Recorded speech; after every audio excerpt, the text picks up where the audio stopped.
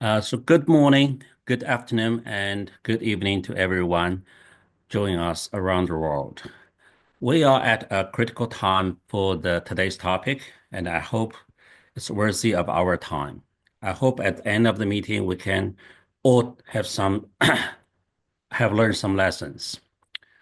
A defining feature of the world economy in the past decades has been the rapid acceleration of global interconnectivity and economic globalization driven by information technology.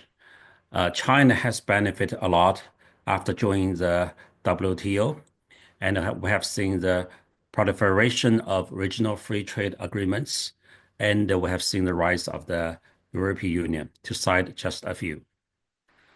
Globalization has always had its discontent in many continents, and this is well captured by the insightful notion of political trilemma of the world economy, coined by Danny Roderick, a professor at Harvard.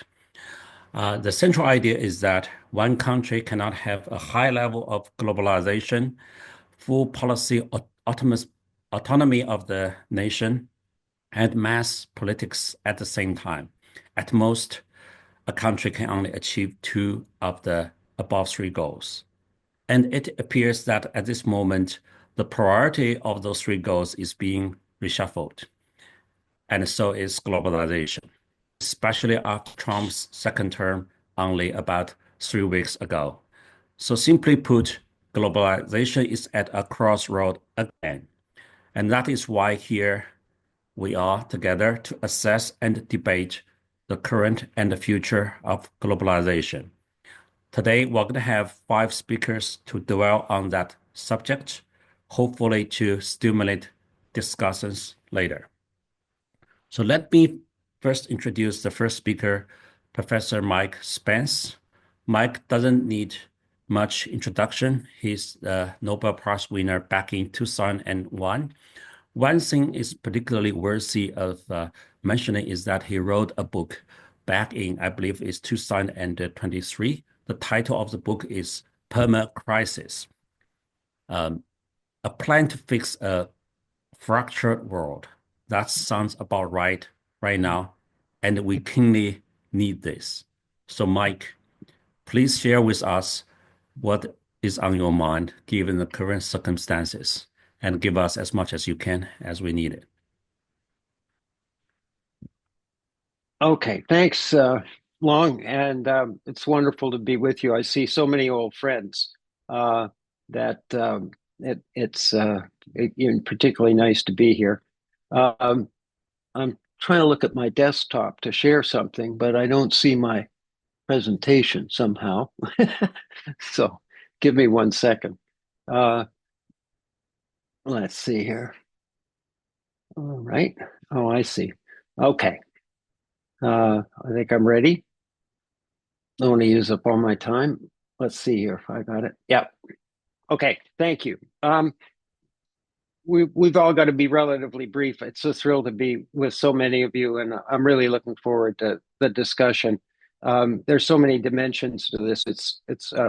I'm happy to make some introductory remarks. As Long said, Gordon Brown and I and Mohammed Alarian, with a lot of help from a talented young guy named Reed Liddell, wrote a book. The publisher picks the title. It was really an attempt to try to understand some fairly rapidly changing conditions in various economies in the global economy.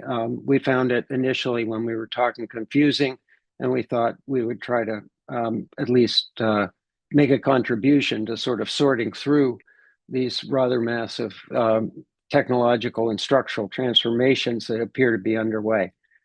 So I'm not going to spend a lot of time on the book, but just to introduce the kind of mental framework that we came up with. It seemed to us that what we're dealing with is the collision of three very powerful sets of forces that are creating both a certain amount of chaos, a massive amount of change, and some big challenges and opportunities in the global economy. And these three categories come under the heading shocks that seem to be coming, more or less continuously, high frequency, fairly severe, multiple sources, climate, pandemics, wars, sanctions, geopolitical tensions, and now, of course, we have Trump, and I will spend a little time on the early stages of the Trump impact in a little later on. But domestically, we have the decline of centrist politics in much of the developed world, very large changes in U.S. policy, etc. Second set of forces are, I think, were a little harder to see, especially as we came out of the pandemic, because we had to sort through what was sort of a transitory set of disruptions from longer term things like aging, like declining productivity trends, like rising sovereign debt levels in a rising interest rate environment, and so on.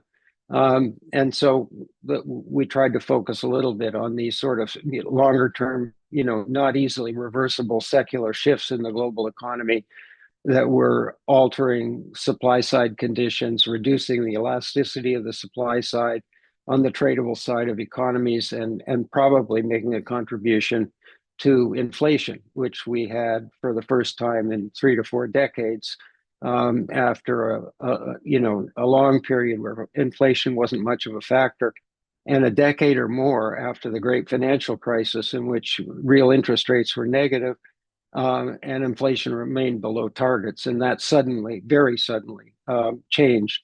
And then the third set of forces, which are, at least in principle, potentially a lot more optimistic, are these powerful technological and scientific transformations that are underway. The digital one, which gets most of the attention, especially with the arrival of generative AI, but also a revolution in biomedical sciences. Those of you who followed the Nobel Prizes this year will know that, somewhere between 3 and 5 of the recipients in chemistry and physics were in AI. And what that illustrates, of course, is that these revolutions and transformations are intersecting. So that was the intersection of, a version of artificial intelligence with biomedical science in the case of DeepMind. And there are related trends that have at least caught my attention. I mentioned a couple at the bottom. It seems to me, just to introduce the discussion, we're going to hear a lot more as the dialogue goes on. But all of the dimensions that I think of as sort of capturing the way globalization is organized and works are in a rapidly evolving condition. So trade in goods and services is responding to these shocks, to a striving for resilience, an overlay of national and economic security considerations, etc. Trade and services is high growth, and I think there's an open question about what its future is in the global trading system. Cross-border investment is starting to shift in multiple dimensions. There are new risk factors. Chinese entrepreneurs who are good at what they do, including manufacturing, are becoming foreign directors of investors abroad, spreading, as part of the pattern of diversification in global supply chains. And then we have the flows of technology and information, which people are trying to disrupt, although it's not easy. It's not easy to disrupt these in any kind of permanent way. And finally, we have, at least some restrictions on the movement of people, bilateral sanctions on various kinds of people, and then huge migration issues as well. So the way I think of it is we are in a kind of multidimensional transition from globalization patterns that we all learned about in the post-war period, which I characterize as, globalization based almost entirely, at least in the trade and goods, on efficiency and comparative advantage considerations, to something that's really quite different, and the transition's incomplete. I would call it highly uncertain, much more complex, partially fragmented, a rise of regional trade, some of which is perfectly natural as a result of the emerging economy growth, but some of which is being forced by barrier sanctions and fragmentation. But what strikes me, and I highlighted this in the bold here, is a very striking pattern of diversification of supply networks and of final markets. That is, the players in the global economy are moving their supply chains around to increase resilience, and avoid sanctions and line up with the rules of origin, but they're also diversifying their final markets. That is where they intend their products to be sold. And this is driven by, to some extent, the experience of the panic-induced supply chain chaos, but also the Ukraine war, the sanctions, the vulnerability to hostile external actions uh, that has put the policy agenda in play. And so we have private sector risk mitigation that all by itself produces diversification. But it's interesting to note that we had episodes where single sources were a problem before, but it didn't really produce anything significantly different in global supply chains. They remained largely constructed, as I said at the top, on efficiency. But this time is different. Um, and then we have, of course, the national security and economic security considerations, which is producing some version of home shoring, shifting stuff around, looking for reliable, or allies, trading partners, etc. And to some extent, there's protectionism sort of disguised under these other headings. I mentioned at the bottom a report I just read from the Hong Kong University of Science and Technology and it's Li and Feng with one I Institute on recent changes in global supply chains. A pretty detailed account of the diversification I just talked to. But this is just an example. But this kind of consideration where you have one single source for extreme ultraviolet technology and semiconductors, and one, maybe two, if you count Samsung in South Korea, sources of the most advanced semiconductors. This is simply not a stable configuration, and it won't last. And so that would be an example of what I'm talking about. This is a completely gratuitous slide, but it struck me. This is the World Economic Forum's account of where the big risks lie. and the first and only economic one comes in the sixth place. It's pretty clear this was done before the arrival of the Trump administration. And I imagine this would get shuffled around a little bit, although that's just a personal opinion. This again is, the breakthroughs that I think Chen Long and others are going to talk about are really stunning. And so this is just a compilation of them that I'll leave behind for anybody who's interested. They're just examples, but it is an important part of the story. And I think when we try to think about the evolution of global supply chains and the performance of markets, when you look out into the future, a global economy that is subject to these kinds of fragmentary disruptions and barriers is likely to change its performance characteristics if these technologies start to impact the economy. So down on the bottom right, here's a paper I wrote about a year ago with James Manique at Google. We've come a long way since then, and things get out of date pretty fast, but it basically says what I think is people are starting to realize, which is there's just a huge extended surge in productivity that is a potential outcome of the application of artificial intelligence and not just Gen AI.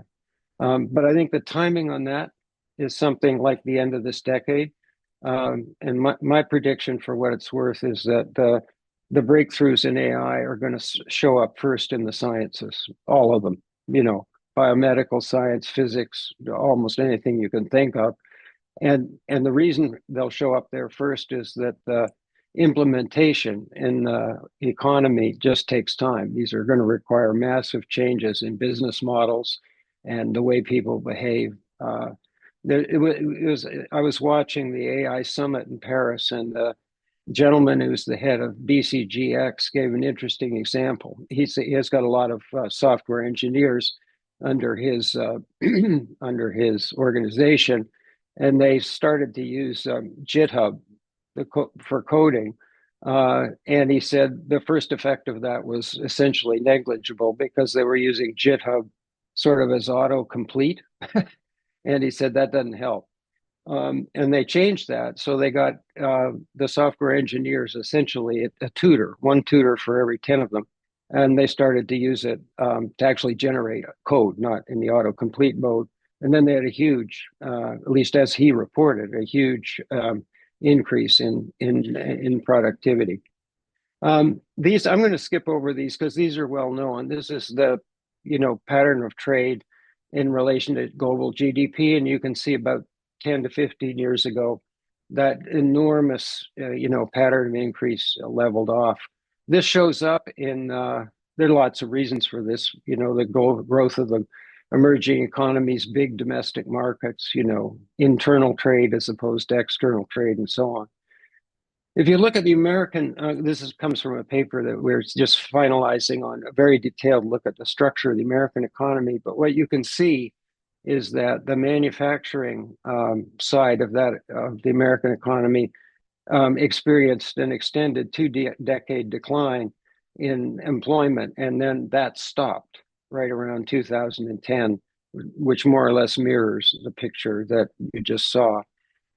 This is you know how much of United States imports come from China. So that pattern is changing. These are the detailed composition. And this is the US share of imports from China and China's exports to the rest of the world. And finally, you can see China's exports to GDP ratio hit a high point along about the same time. And then the domestic economy in China has grown so much that the tradable side is not as big as it once was. Let me conclude my remarks by I'm going to try to talk now about Trump. This is not an easy assignment, but I listened. I don't normally listen to sort of speeches that are given sort of in public in the whole, but I listened to this one. So this is the speech that Donald Trump gave at Davos. And one of the things I learned from talking to people who had talked with him is that, he frequently says what he means, and people sort of find a way to dismiss it. And so here's what I took away from that and his subsequent actions. The main message is, as far as I can tell, and I put the domestic agenda up because I believe it interacts with the international agenda in various ways that we can sort of talk about. The most striking thing to me, or one of them, was there's a very radical pattern of deregulation that's underway in the United States across multiple sectors. Some of this, is probably healthy. There's a pattern of, bureaucratic over-regulation in many economies and across, in the case of the United States, 50 states, that gets in the way of progress. But it may go a lot further than that. Second, he's putting loyalists in senior positions that I think have varying levels of expertise. I won't go into details, but that's been much talked about. He is definitely trying to downsize government in a fairly radical way again. Among other things, he last week fired 18 inspector generals in federal agencies. He has essentially closed down USAID and so on. He seems to have higher education in his crosshairs, and that's caused, something vaguely resembling panic in major universities, public and private, in the United States. There's a proposal to cut the overhead, funding rate, which goes along with direct grants to principal investigators from 27 to 15%. There are various estimates of the size of that, but the United States federal government total budget for research in a wide range of fields is about $96 billion a year. And so you can do the math, take 27% of that and then cut it by about a third, and you've got fairly large numbers.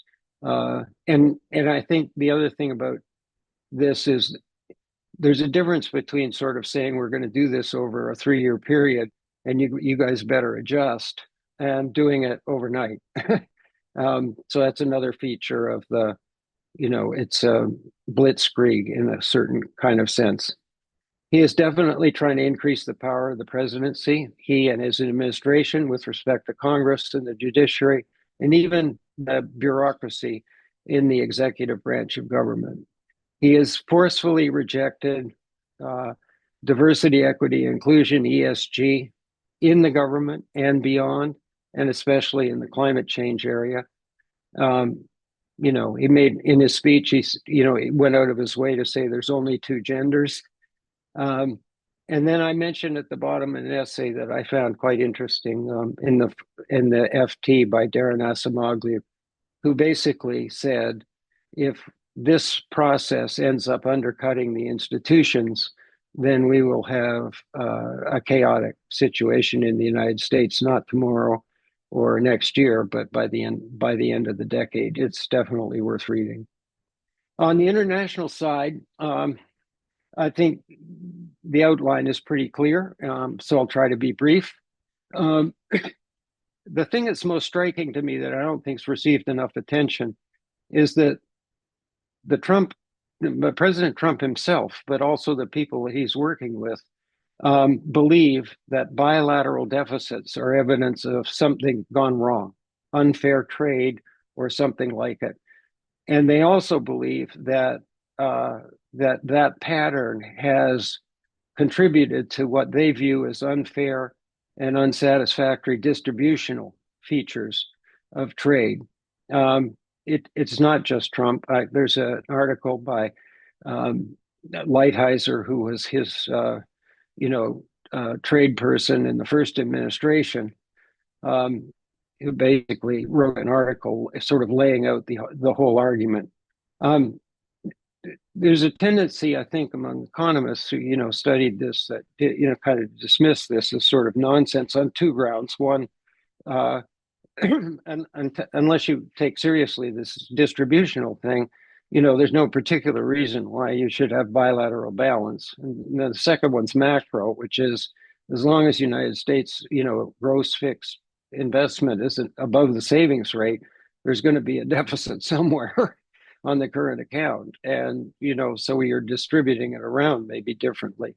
But I do think that the pursuit of this, which seems pretty clear to be part of the agenda, whether it's implemented through tariffs or encouraging foreign direct investment as an alternative to trade, which he spoke explicitly about in his speech. He said, "We want the jobs here. You're more or less, depending on which sector you're in, you're welcome to come here and invest and employ people. But if you try to do it by trade, you're going to face tariffs."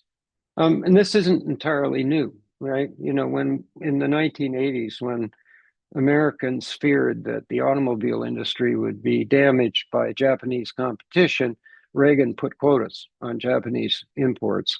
And the Japanese hit the quotas and then invested in manufacturing and assembling automobiles. So we'll see. But there is embedded in this is a kind of shift in patterns of trade that are mirrored in shifts in patterns of foreign direct investment. On a more negative side, Trump is completely uninterested in multilateral stuff. And so he's taken us out of the United States, out of the Paris Climate Accords, out of the World Health Organization. He shut down USAID, and I don't think they're done. And they will not be active participants in constructing, alternative versions of multilateralism that are fit for purpose in a very different world of the type I've been trying to describe. And so I think that's a feature that we need to kind of wrestle with.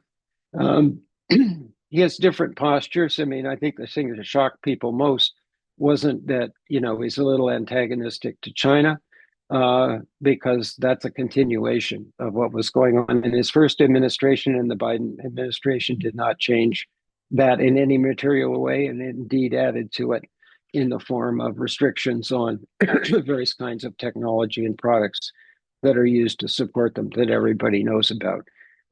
But he has threatened Europe, and Canada and Mexico, his two neighbors to the north and south. I can tell you, as somebody who grew up in Canada, that Canadians were just shocked to the extent that Canadians who tend to be a little bit laid back can be shocked at all. Um, and they're kind of busy figuring out what to do, but it is galvanized Canadians. They're not quite of interested in becoming the 51st state. Meanwhile, you probably noticed if you look on Apple's map, the Gulf of Mexico is now the Gulf of America. So um, he did more than that, but that's kind of where we are. So I want to just conclude my remarks by saying, so what does this mean from the point of view of a reconstructed, what Gordon Brown called globalization light version of multilateralism that's fairly inclusive, creates opportunity for a wide range of countries, including low income countries. And the first observation, which I don't think most of you will disagree with, is there's really no reasonable chance of going back where we came from for most of the post-war period. So we need something new. We need the engagement of the multilateral organizations, the WTO, the IFIs, etc., and new ones like the New Development Bank, the Asia Infrastructure Investment Bank, and so on, to be participants in this reconstruction process. But I think one possibility um, is just a complete breakdown. We don't do this reconstruction job with the United States missing in action. Um, and that can take two forms. It either would be everybody goes their own way, you know, opportunistically, and there's, a certain amount of chaos because there's no agreed upon set of rules of engagement. And another one is a kind of new Cold War where people are one way or another, forced to kind of choose up sides. In this case, it would be between the Chinese and the United States. There's no open question about kind of where Europe is going to land in this. I think both of these are sort of not the most likely outcomes. And I think the more likely outcome is that the United States will be missing in action, at least for a period of time, that we will construct over time uh, a new version of globalization. And I think that the main sponsors of that will be China, probably Europe, although I'm less sure of that, and a wide range of growingly influential and powerful emerging economies like India, like Brazil, like Indonesia, and so on. It won't be easy, but I don't think it's concerned.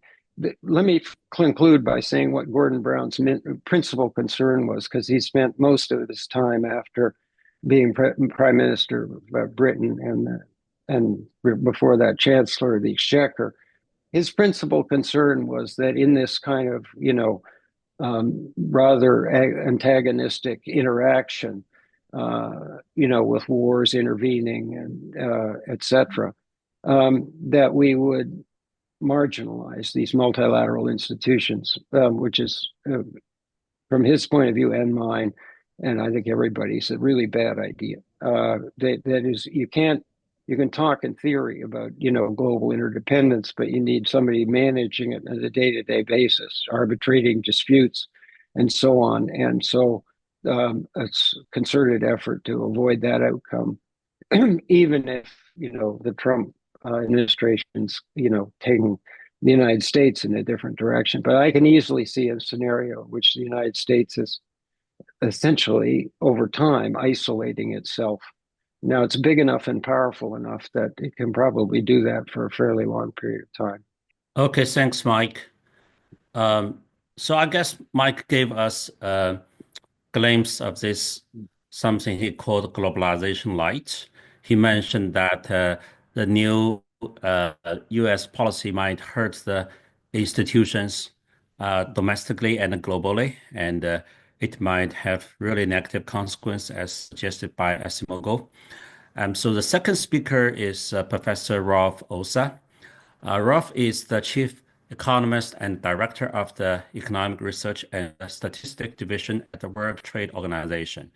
So Rolf is himself a deep expert on trade economics, and also given the work he's in, he has a lot of experience, expertise on this. So I guess Ralph is the best candidate to follow Mike to talk about from your perspective, what do we expect of the current and the future of the globalization?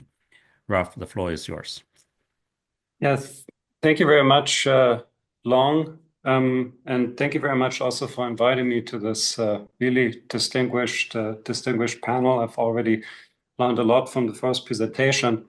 And I'm very happy to share my views, but I should at the outset say very clearly that these are my own views and not the views of WTO members or the WTO Secretariat necessarily. And in my presentation, I'm going to go back to basics, if you will, and I would like to spend some time reminding us why we need international trade, spend some time reminding us why the world needs the WTO. And then in my concluding remarks, I will also try to touch on current events a little bit to the extent possible. So let me start right away with the first part, why the world needs international trade. And I think here what I'm going to say links quite well or builds quite well on what Mike already talked about. Because if you ask me why we have a globalization crisis, my answer would be that it's not so much because people have forgotten about the economic gains from trade, but instead it's because people are increasingly of the opinion that trade is part of the problem when it comes to addressing some of the key challenges we face today as a world. And the challenges that I have in mind are first to maintain peace and security, and I include in this also economic security. Second, to reduce poverty and inequality, and third, to achieve a sustainable economy. And this new narrative, in my assessment, didn't come out of nowhere, but was what was the consequence or gained traction amid a series of crises and tectonic shifts in the global economic balance. So first, we had the rise of geopolitical tensions, which of course raised concerns about the weaponization of trade policy. We had the COVID pandemic that highlighted the importance of resilient supply chains. We had the rise of China that led to disruptions in labor markets in some industrialized countries. And we also have the climate crisis, which raises concerns whether international trade is even compatible with decarbonization of the economy. So what I want to, and of course, I mean, perhaps worth reminding, this is of course a fundamental departure from the trade affirming narrative that has guided trade policy making since basically the end of the Second World War, the foundation of the GATT, and is a little bit, I would say, mirroring what Mike said in his presentation, that trade is less driven by a comparative advantage and more driven by all these other considerations.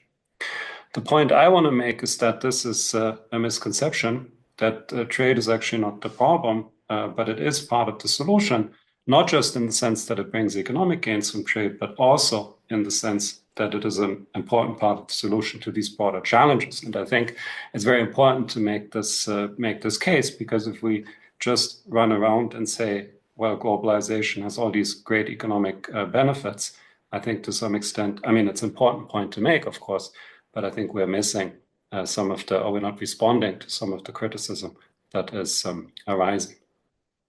So let me walk you through the logic that I have in mind a little bit.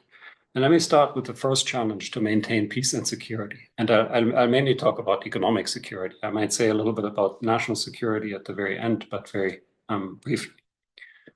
And let me just, I have something here in the way, so I don't see my own slides. I'll just try to move this a little bit. So that's better. So the first thing that you, oh, that's not better. Oops. Sorry, I'm just trying to figure this out here. Yeah, that's better. So the first thing that I wanted to say is it is pretty clear that international trade is an important part of the solution when it comes to guaranteeing when it comes to providing economic security. And the COVID crisis, I think, is a great example. What you see on the left-hand side, you see an illustration of how resilient trade was during the pandemic. So at the beginning, of course, there was supply chain disruptions. I think we all saw and perhaps were affected by them. But it was also remarkable how quickly trade recovered. Basically, within 3/4 of the first wave of lockdowns, trade was back to its pre-pandemic trend. And not only was trade resilient, trade was also an important force of resilience. And that's what you see on the right-hand side. On the right-hand side, you see the trade in medical goods rose very quickly during the pandemic, making sure people had the medicine or the medical goods they needed, including towards the end, of course, vaccines. But it wasn't just medical goods.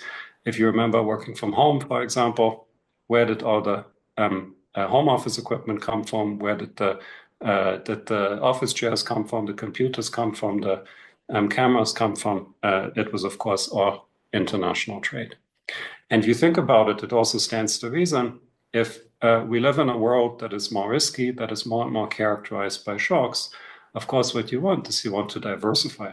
You don't want to rely on just one country, but you also don't want to rely just on yourself. And this is really where multilateral trade, I think, has an insurance function also to play. In the interest of time, let me maybe not talk about national security, but we can talk about this in the Q&A if anyone is interested. So the second point, reducing poverty and inequality. So I would be the first to admit that trade liberalization or trade, that the growth of international trade has led to disruptions in some labor markets in some industrialized countries, even though I think the effect is not as dramatic as it is sometimes portrayed. But what you can see on the left-hand side is just a correlation, admittedly, but I think it's a telling one, is that if you just look at a cross-section of countries, income inequality is actually only weakly correlated with trade openness. So there's plenty of economies that are very open to trade and very equal, and plenty of economies that are not open to trade and also very equal. So it seems like the primary determinants of within-country inequality is not international trade. And what you see on the right-hand side is really what I think is the main story, if you will, which is that trade integration has literally lifted hundreds of millions of people out of poverty. So here what you see is that since 1995, which was the foundation of the WTO, the poverty rate in low and middle income economies fell from 40% to 11% as their trade participation doubled from 16% to 32%. And we've done some analysis here at the WTO in our latest World Trade Report, where we come to the conclusion that up to 1/3 of the convergence that we observed between low and middle income economies on the one hand and high income economies on the other hand was due to trade cost reductions, which were in part due to negotiations here at the WTO. And now the third point, achieving a sustainable economy. So here, when people think about trade, they typically think about transport. When they think about transport, they think about transport emissions, dirty trucks, dirty trains, dirty planes, and immediately come to the conclusion that trade must be bad for the environment. And I'm, of course, the first to say, yes, we need to decarbonize transportation. But what you also have to see is that transport emissions are only a small share of overall emissions, and there's a large variation in production emissions across countries. So that if you import something from a greener origin, the saving that you can achieve in terms of production emissions can more than compensate the additional transport emissions that you incur.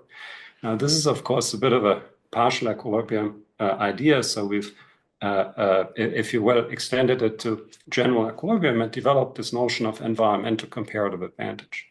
So we all know that there's economic gains from trade, and the economic gains from trade come from countries specializing in what they're relatively good at.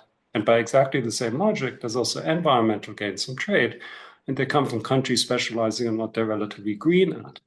Now, the key difference between the two is that the economic gains from trade arise naturally as the outcome of market forces, but the environmental gains from trade need some help in the form of supportive climate policies that help firms and households internalize the externalities of their of their consumption and production choices.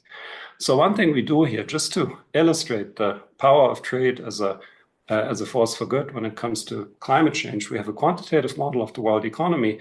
And just as a thought experiment, we say, well, what would happen if there was a worldwide carbon price? And what happens is, well, greenhouse gas emissions fall. That's not so interesting. But we have a decomposition which shows that around 1/3 of the greenhouse gas emissions reducing effect of the carbon tax is due to these environmental gains from trade.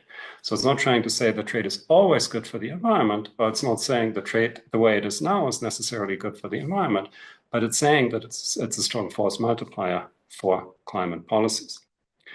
So that, in a nutshell, then, is my argument for why trade is important, why it's important to embrace trade, not just for economic gains, but also to build a more secure, a more inclusive, and a more sustainable world. And here, just to conclude this part, we've already heard it to some extent in the previous presentation, and in some sense, I think it's also important to get perspective that perhaps it's not too late yet. So if you look at the chart on the right-hand side, what you see, what you're supposed to see, it's maybe a bit difficult to see, is that globalization has slowed. We saw that in the chart that Mike has shown us, but it's we don't see any deglobalization. So at least up until now, trade and GDP grow roughly proportionately, although of course it remains to be seen what the rising trade policy uncertainty is going to do to that now. What we see, and we also heard this from Mike, is we see some fragmentation along geopolitical lines. So that's why we need international trade. So let me briefly say why I think we also need the WTO. The first thing I want to say is that despite all the criticisms, and some of them, of course, also justified ones, the WTO remains one of the most significant achievements of the international community, and it also continues to shape global trade. And my favorite statistic here that we just calculated is that more than 80% of global trade still takes place under the WTO negotiated most favored nation tariffs. And that's despite the proliferation of free trade agreements. That's despite the tariffs that are in place between the United States and China. That's despite anti-dumping duties, countervailing duties, and so on. So the 80% or more than 80% doesn't take into account yet the latest tariffs that were imposed on China. But bilateral trade between China and the United States is only 3% of world trade, world merchandise trade. So that's not going to change this number so much. So in that sense, perhaps a broader way to explain it is when people assess the WTO, in a way they always just look at the flow, what new agreements is the WTO delivering? And they don't so much look at the stock, what is really that the WTO has already achieved. And the first point I want to make is that the stock is significant.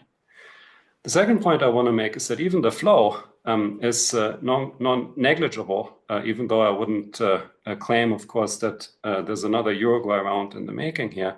But along all the three main functions of the WTO, negotiation, implementation, dispute settlement, things are happening. If you look at the negotiations front, we have progress both in multilateral negotiations as well as in plurilateral negotiations. And especially on the multilateral front, it's really quite remarkable that 166 members can still come together in consensus, because it's a consensus-based institution, and agree on something, for example, like our recent agreement on fisheries subsidies. But there's also plurilateral initiatives, which means these are coalitions of the willing, if you will, on services domestic regulation, on investment facilitation, and also on e-commerce. If you look at implementation, maybe not so exciting, but also really important in the day-to-day work, we have a committee that deals with technical barriers to trade, for example. And what happens is that governments or members are notifying each other of new regulations that are coming in, that they're thinking of introducing. And then there's a discussion whether these new measures might be perhaps overly trade restrictive or not. And like this, simply because you have this forum for dialogue, a lot of potential trade tensions don't even take place. And then lastly, on dispute settlement, yes, it's true that the appellate body doesn't work. And of course, yes, this is a problem that our members often highlight, but it's a two-tier system. The first tier still works. That's very important. And second, there's also a plurilateral workaround, the so-called multi-party interim arbitration arrangement, which, for example, China and the EU are a member of. So not to say that everything is perfect, but just to point out that things are actually happening. And I think a very important point today is to realize that the WTO is about much more than tariffs.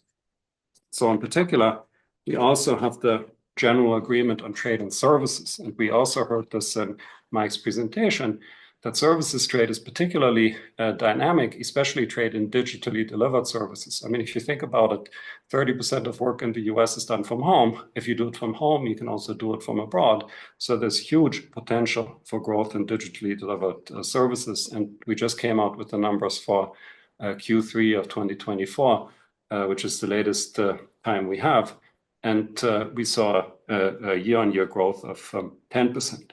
And by the way, the United States is the world's largest services trade exporter, having a market share of around 13%. Next, the TRIPS agreement, trade-related intellectual property rights. Of course, strong intellectual property rights are essential for innovation and growth. And again, the WTO is the caretaker of this agreement that basically guarantees minimum property rights in all 166 members. There's various ways of measuring the importance. One interesting number that I came across is that cross-border payments for the use of intellectual property through licensing arrangements and things like that now exceed $500 billion. And again, the US is the world's largest IP exporter with a market share of 28%. And then besides, we have all sorts of technical agreements that would also really be a huge pain to negotiate bilaterally.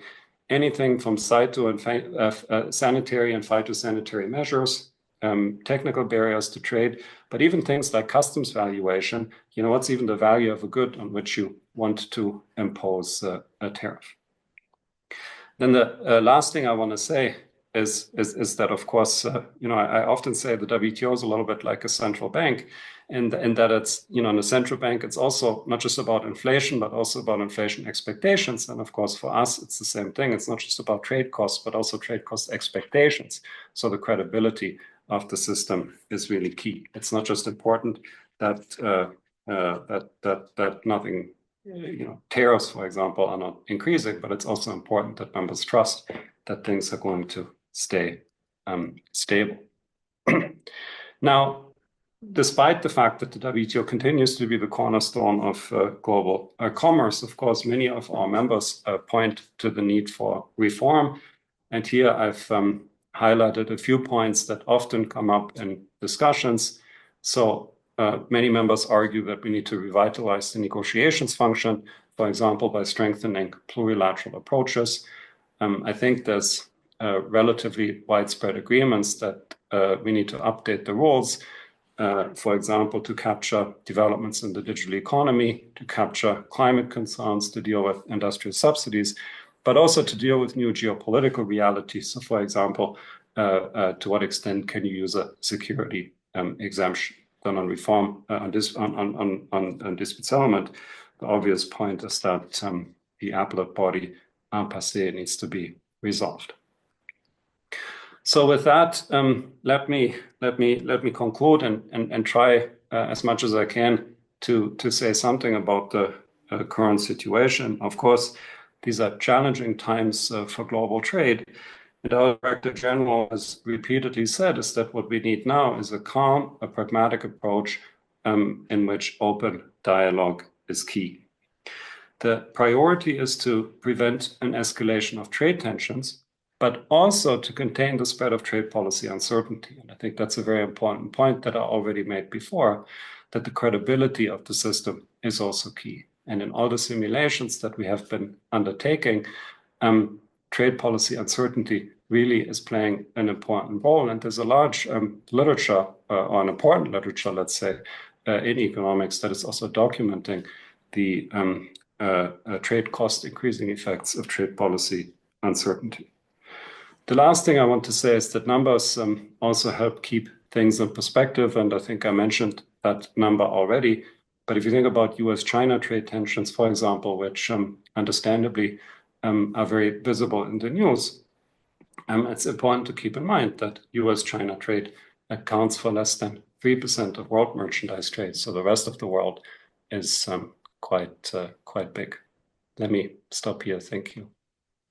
Today, the topic I'll talk about is the AI breakthroughs and globalization. So I'm going to talk about technology. I think you will like it. But let me ask you, Mike and Eric, do you know this, Roth? Yeah, I not only know it, I've used it. Cool. I've Okay. heard of it. I've never used it. Well, Eric is slow, so good. At least you've heard about this. Yeah. So let me tell you, I think there's well, at a very interesting moment that we're entering a new stage of the AI technology penetration into the economy, and so my first point here is that uh, I think in the near future that DeepSeek will become it will quickly surpass um, ChatGPT to become the number one AI app with most active users. It only took DeepSeek 1 week to exceed 100 million users. So last time the miracle made was ChatGPT. It took it about 2 months, and now it's just 1 week. And I think right now it's a daily active user is about only after 3 weeks is about uh, close to 80% of the ChatGPT. So it will become the number one very soon. So that's a phenomenon. So my point here is that it has become after the ChatGPT had become the second, uh, phenomenal product in the past 2 years. Now, some of you might ask then, what exactly has ChatGPT done to achieve this? And the firstly is that let me quickly move to this. Now, the first point is that it's performance. I'm going to skip the technical detail. Basically, it's performance regarding the mathematics, the reasonings, other stuff is really on par with the ChatGPT. So the performance is the first rate. It's catching up. Uh, and that's so there are two type of uh, the models. The one type is the general model, the basic model. So that is on par. And the second type is something called the reasoning model, and you can see is similar. So the point here is that the DeepSeek its performance is on par with the ChatGPT.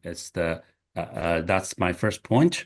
Now, but the second point, which is the bigger point, is that its cost of R&D and use is just about 10% or less of the ChatGPT or other models.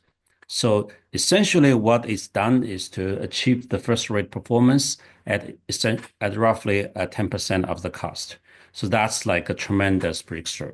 Now, then you would like to ask, why would that happen?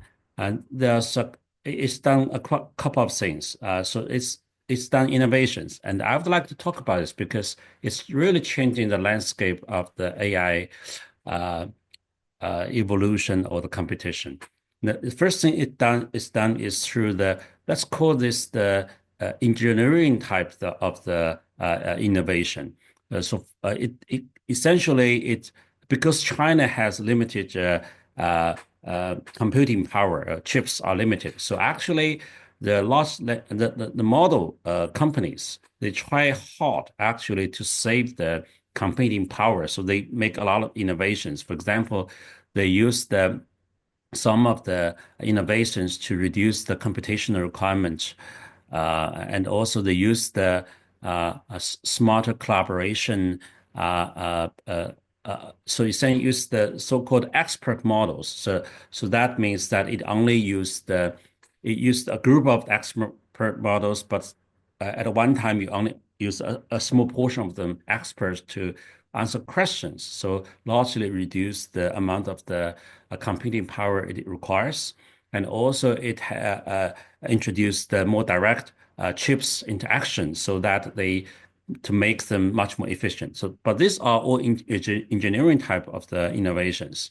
Another type is much more interesting is for these reasoning models to give you some basic logic. So essentially, there are two type of models. One type is the so-called pre-training models, and then you have the post-training reasoning models. Now, what I'm talking about the post-training reasoning models. So last year, if you remember, ChatGPT, OpenAI published its reasoning model. It's called O1, and it's kind of in the spirit of the slow thinking as proposed by Kalman. So you need to have this a chain of thoughts to slow down to think about the process, have the right process to solve the complicated questions. And the model for OpenAI is something called O1. I think a lot of people are using it right now.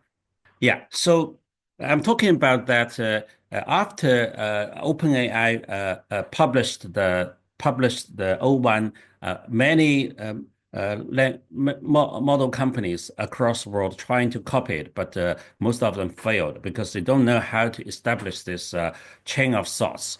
So a lot of companies spend a lot of money try to really create chain of thoughts data and they use the manual annotations to create the process, then try to train the model to learn the process.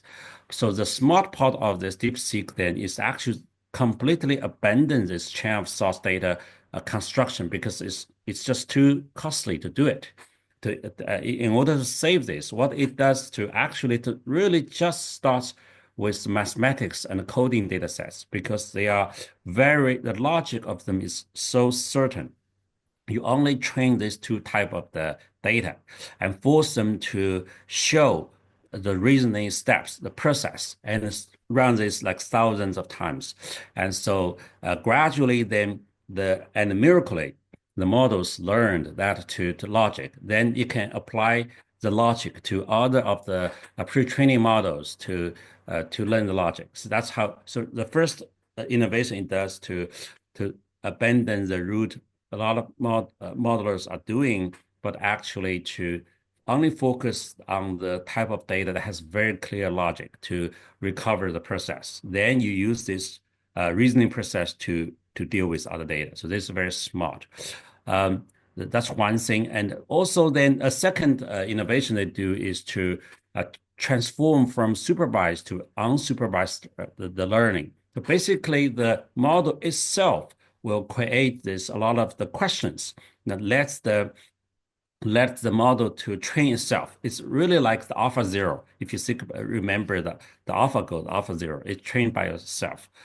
So that's the second step. The third step is that after it made progress on this reasoning model, then it gives this memory, give this knowledge back to the pre-training model. Then so that provides a loop that the both model can make the progress. So I would call these are all smart progress, but I would call them so basically they're all the whole purpose is to try to save the costs because in China they are really restricted by the computing power, and so that's those kind of the rules are usually ignored by the Western models. That's how they make the progress. And so as you can see, then they gradually, because it has to show the steps. Now you're gonna have the so-called aha moments. You can see that it's starting thinking, and now with more and more iteration, the chain of thoughts become longer and longer, as if it's really thinking. Now, so that's the performance I've already talked about.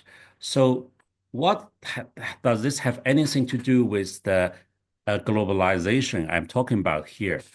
Basically, if you think about the first stage of the AI revolution started by the OpenAI's ChatGPT in the past 2 years or so.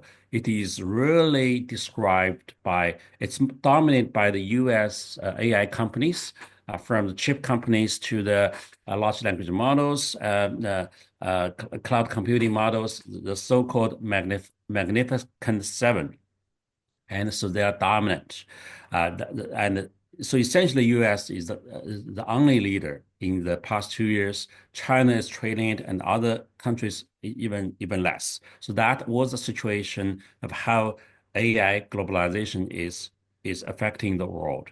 And so basically, and recently, Altman, the CEO of OpenAI, on February 10th, just 3 days ago, he just proposed the three rules of the AI. Let's call it the AI economics. So essentially, he's talking about those three rules will determine how AI will penetrate into the economy and the business. The first is that you're going to invest more, you're going to have improve your models. So this ability, that's easy to understand. The second is that there's this something called the scaling law. So essentially, it's the cost of using a AI model essentially decrease by tenfold. It decreased by tenfold every year or so. So it's much faster than the so-called Moore's law previously. And so this is trying to describe how the demand is generated, the scale effect, the cost is reducing dramatically. And finally, it's going to have, because as a general purpose technology, it's going to impact the globally, the economics and business. So these are the three rules. But what is really not talking about is actually who is doing this, following these three rules. And as I just mentioned, in the past 2 years, it's dominated by the very big U.S. companies. You can talk about this as almost like an oligopoly type of the business, of the industry structure. But so that's the first stage of the AI revolution. Let's call this the ChatGPT phenomenon. It's dominated by the big U.S. AI companies. Actually, recently, just in January, U.S. government published something called Framework for Artificial Intelligence Diffusion. Essentially, it decides to control the model ability and the chips advancement to control its penetration, AI penetration globally to China or the rest of the world. So that's the current stage. So, and that's why I'm thinking the DeepSeek phenomenon has going to have deep impact for the globalization, because at this stage, what DeepSeek achieved is through three things. It's firstly, it's much clearer technology route, because it's written everything in the articles, so everybody is copying it. Right now, all the model the model companies are really crazy day and night trying to cover this, and in China and across the world. So the model ability will be leveled very soon. So that's the first thing. It's the transparency of the technology route. The second is the how to really dramatically reduce the cost. Reduce the cost, I'm talking about by 90%. So that's the second thing. The third thing is the open source strategy. So basically, China has open as the DeepSeek, and another company is called Queen. It's actually owned by Alibaba. They have the much more open source strategy, such that a lot of people are using it. And what I'm showing here, you probably do not see it. Basically, in the Hugging Face, and also you can see that on the left plot, you can see this very vertical line is how the adoption of the DeepSeek by the developers at the Hugging Face is just dramatic. It has become the number two. And on the right side is if you look at the top of most of the developers, they are actually using the open source models by the Queen. So there's two Chinese companies, they actually have open source. So those three things together, one is providing the much more transparent technology route really reduce the experiment cost. The second is to reduce the cost of the developing and the use of the models. The third is using the open source strategy together that produces a different type of the scaling law. I will call this inclusive scaling law. So let me stop here. What I want to talk about is what can we expect from now on in the next several years. I think from now on we're entering a different stage of the AI, right? Because of this coming up of the DeepSeek and other companies, I think globally, it's not just China, and actually globally, the many other countries, I believe in Europe, in the Middle East, in other countries, the AI model ability will really catch up very quickly. And that also will promote a lot of those agents and robots applications. So now the reasoning models will be their ability will accelerate and really approach the level of OpenAI very quickly. And so we're going to see a very booming inclusive AI penetration across the world. And that is is so different from the past 2 years, dominated by the US companies. So this is my point. We are going to see a much more inclusive AI globalization in the next future several years. And given the time, I will just talk about this point. I will see, and the next time maybe we're going to have another round of the frontier dialogue. We'll talk about AI. But I think this is so interesting to talk about the nature and the stage of the AI development and its implication for the globalization. And so that's the technology side of this. Next, I'm going to introduce Eric Mosking, and he will be the last speaker. Eric is another economist. He doesn't need the introduction. He is another Nobel laureate, and I think when we talk about globalization, it's discontent, and of course, one of the reasons is because of some of the inequality problems, some of the shock to the labors, and not everybody would benefit the same. So Eric is expert on so many things, but one of the things he cared a lot is about the inequality because that's one of the root problems. So let's hear what Eric can talk about how, and that's the topic. And I will leave this to you, Eric. The floor is yours. So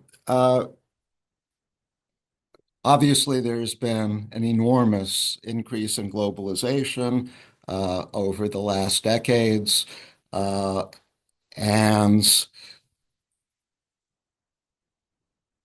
in an important sense, this has been of great benefit to the world. It's improved GDP per capita in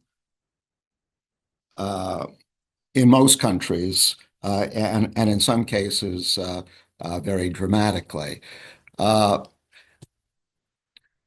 of course, these days there's a considerable pushback against globalization, and some of this pushback seems to be tied to growing inequality. Now, Ralph mentioned that there's really only a weak correlation between trade and inequality, and that's true. But there's a considerably stronger correlation between changes in inequality and changes in openness, and I think that this is where some of the unease with globalization arises. The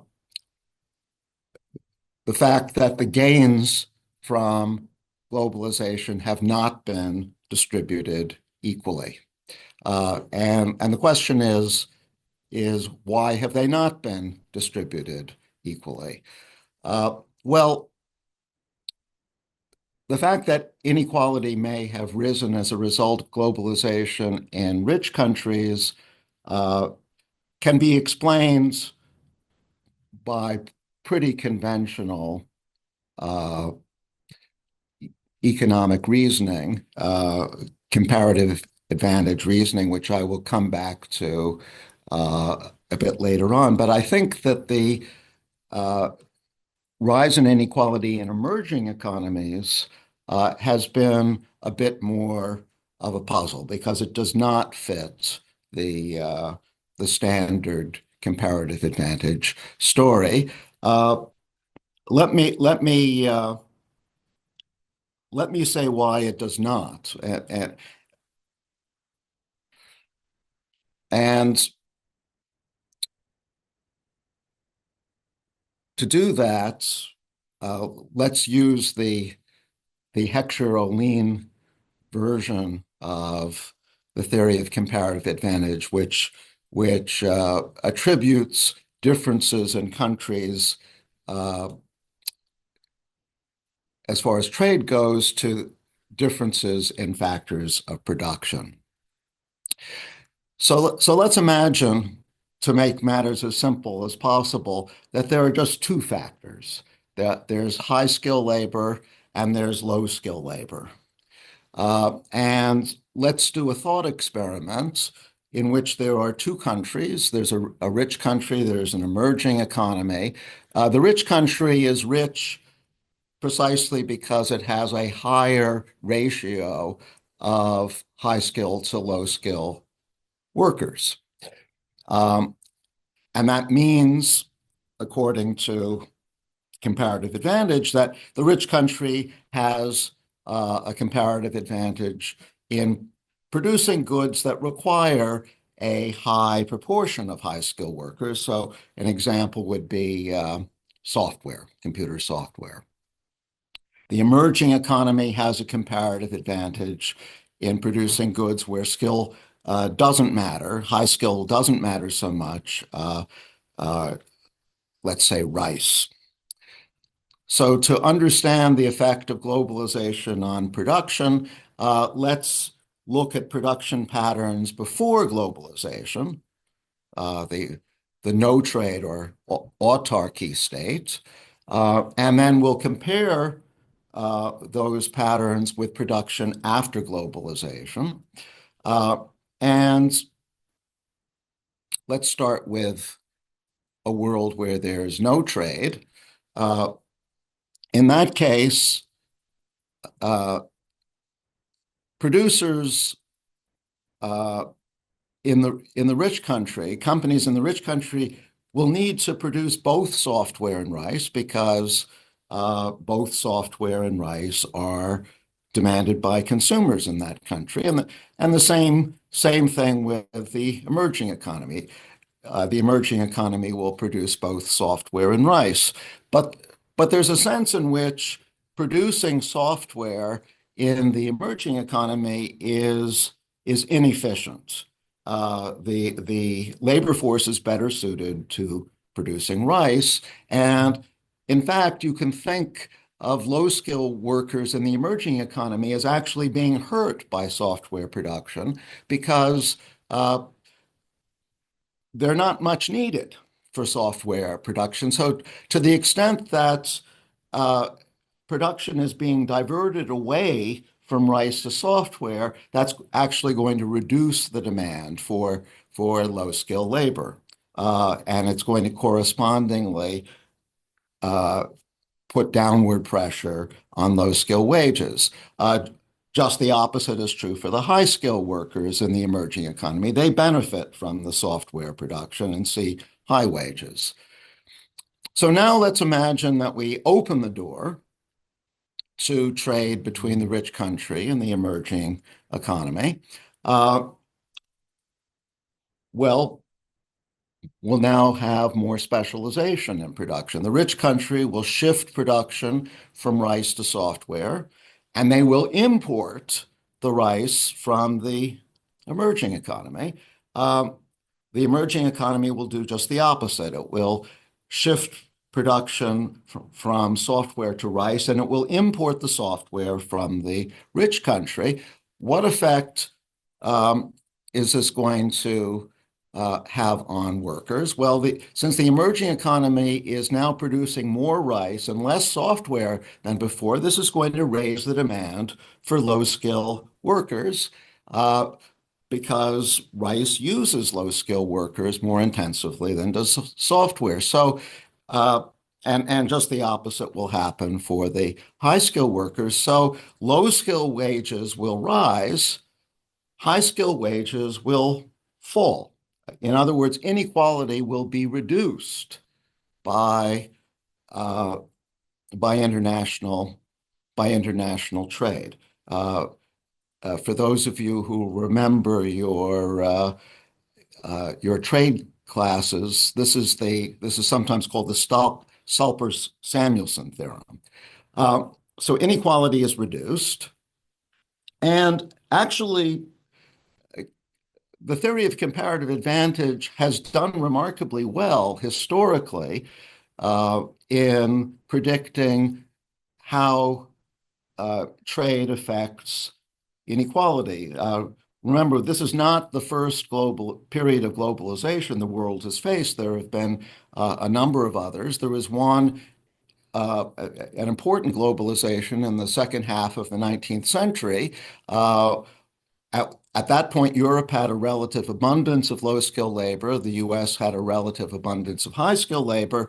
And as trade between US and Europe increased quite dramatically due to falling transport costs, we saw a fall in inequality in Europe, just as the theory of comparative advantage predicted.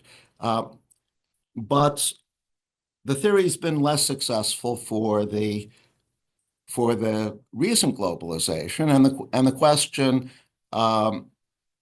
is, why has it been less successful? It does predict an increase in inequality in rich countries.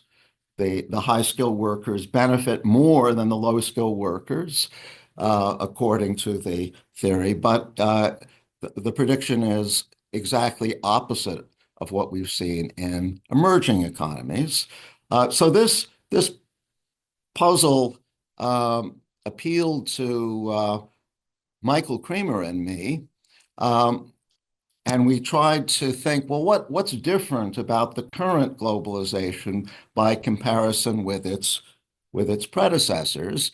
And we think this may have something to do with the fact that the current globalization has globalized the production process itself. To see what I mean, just think of something like computers. Computers are not. If you look at a computer, it's not the product of one country's production process. It might be designed in the US, it might be programmed in Europe, it might be assembled in China. So the production process itself has been globalized, and this changes the implications for inequality. So let me briefly sketch this alternative theory that Michael and I have tried to develop.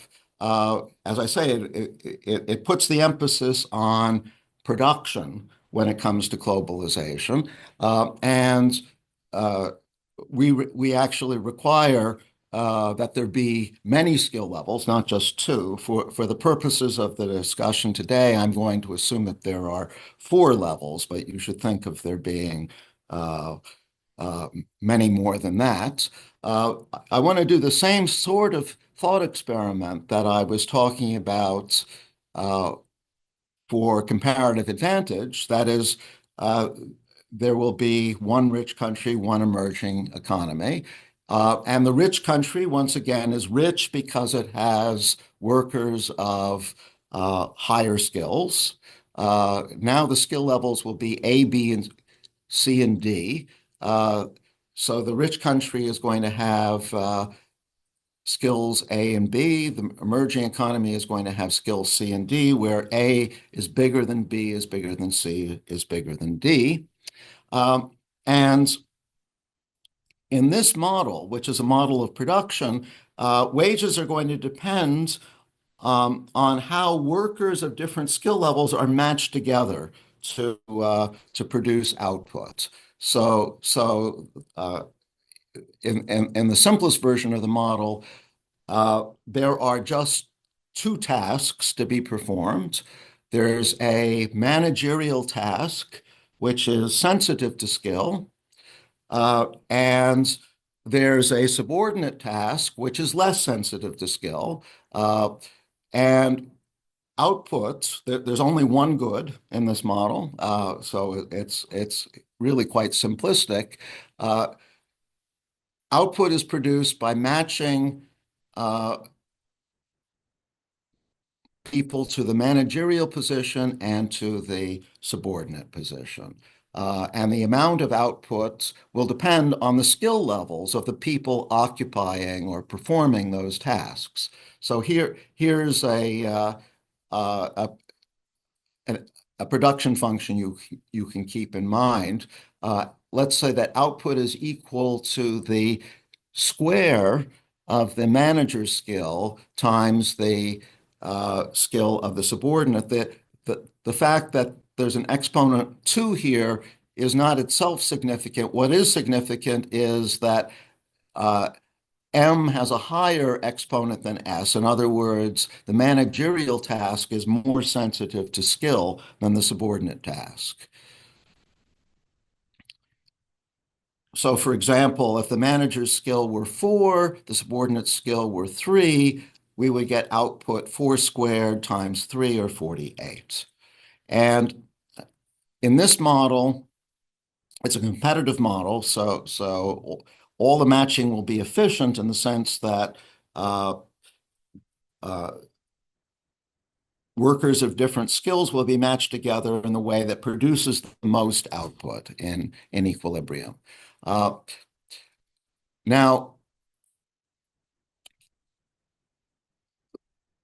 there are, roughly speaking, 2 kinds of matching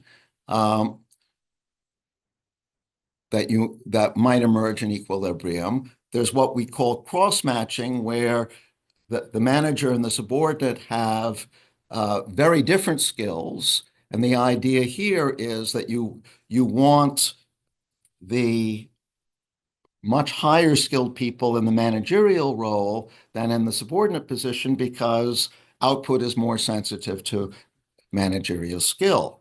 But you don't want skill levels to be too different because if you have a very high skilled manager, that skill is wasted if she's paired with a subordinate of much lower skill. So there are forces pulling in both directions, having skills which are similar within the same firm and having skills which are quite different. And in equilibrium, those 2 forces will be equilibrated. So the particular matching pattern we will see will depend on the available labor supply. And this brings me to globalization. Let's apply this model to our 2 countries. And once again, let's look at pre-globalization or autarky, if you compared with post-globalization. This is for a wide range of parameter values, this is the sort of equilibrium we expect before globalization. Now, in this case, what does globalization mean? It means that all matching must occur within a single country. That we don't have international production. All production is domestic. So in this case, we will see some matching in the rich country. We will see some matching in the poor country. By assumption, we don't have matching across countries. We don't have international production. But once the door to international production is opened, then we get a very different pattern, and we see that the relatively higher skilled people in the emerging economy are now paired with workers in the rich country. In this setup, they're paired with the B workers, but they could well be paired with the A workers. The point is that these D workers, who are very low skilled workers, do not have these international matching opportunities because their skill levels are just too low to be effectively matched with in the global labor market. They are left out, and this is our main point, that globalization leaves D workers behind because they don't have the new opportunities that globalized production presents once the doors to international production are opened. So the C workers' wages go up, the D workers' wages either stay the same or possibly even go down, and inequality increases in the emerging economy. Now, what is the policy implication? Well, the clear policy implication of this simple model is that in order to fight inequality, you need to enhance the skills of the D workers so that they also have global matching opportunities.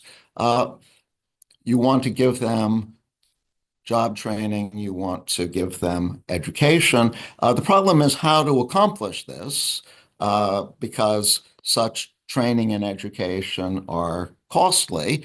The workers themselves are not going to be able to afford to do this. So we can't rely on them to finance their own training, but neither can we rely on the private market to do this fully.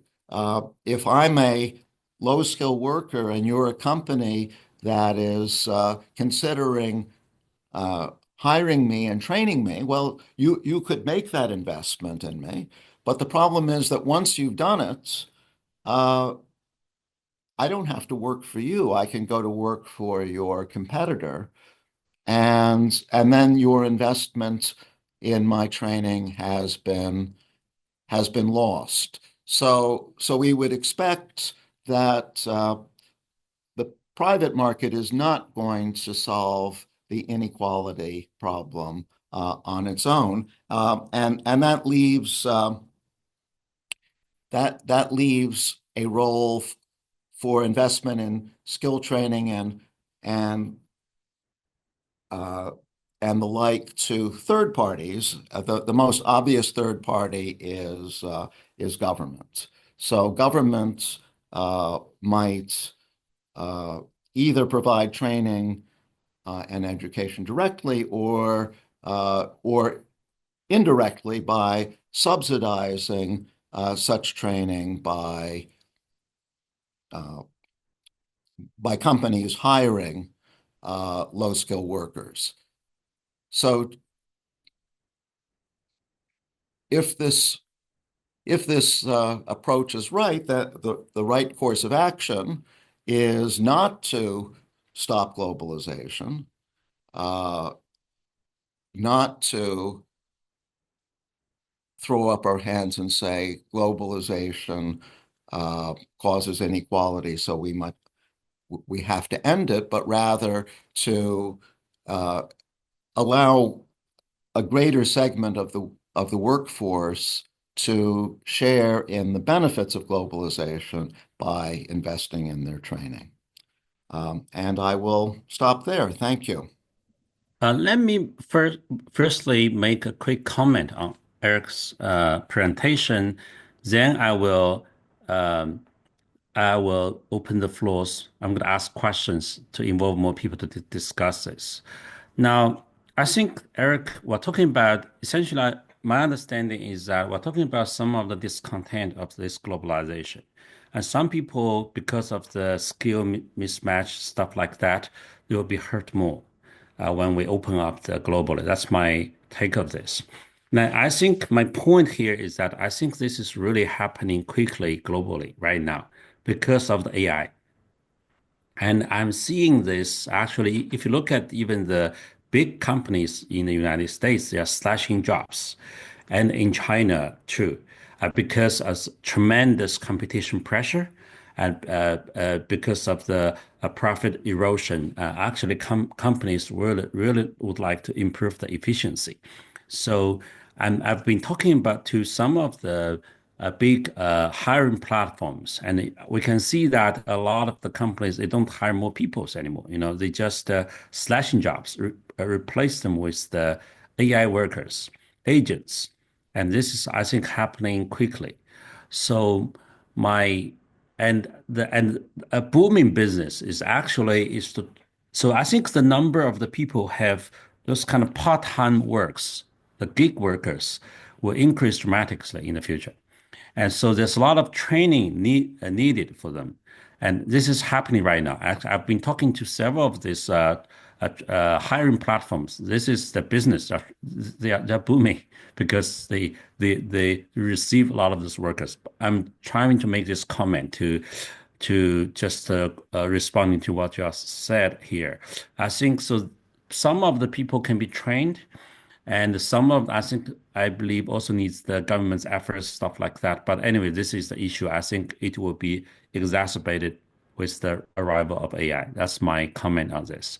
Now, as moderator, I'm going to use my right to come back. I'm going to try to ask uh, people, including the speakers here. Now, let's get the big picture right. Um, my question here is that why are we entering this stage of the globalization? And what is the idea behind Trump, this combination of the stuff? I think in the beginning, Mike gave a picture of the domestic and the global policies is taking. So together, what exactly does this mean? Why we are entering this stage? And how long will this last? In your opinion? That's my like the big take of this globalization. And related question is, I'm going to ask the maybe Ralph, from your personal perspective, do you agree with Mike that we probably will entering a stage of the globalization light? With some of the countries focusing on bilateral relations, and the rest of them will continue to pursue global trades under the certain multilateral agreements, and institutions like WTO, other institutions will play a role here. Do you agree with that? I think those two questions are related. Essentially, I'm trying to seek your help to tell the audience that how should we perceive this run? What's the logic behind now, and how long will this last? Which kind of globalization do we expect? Um, anyway, so anybody feel comfortable can answer this.